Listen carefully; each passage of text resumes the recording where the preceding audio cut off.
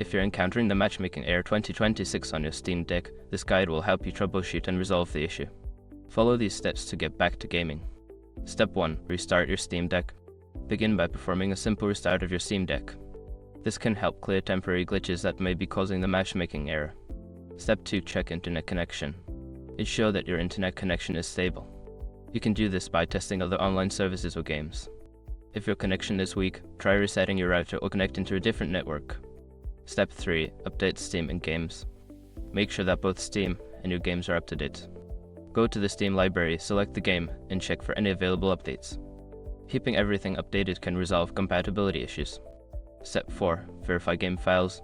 In the Steam library, right-click on the game experience in the area, select Properties, then go to the Local Files tab and click on Verify Integrity of Game Files. This process will check for any corrupted files and replace them. Step 5. Reinstall the game. If the error persists, consider uninstalling and then reinstalling the game. This can help resolve any deeper issues with the game files that might be causing the matchmaking error.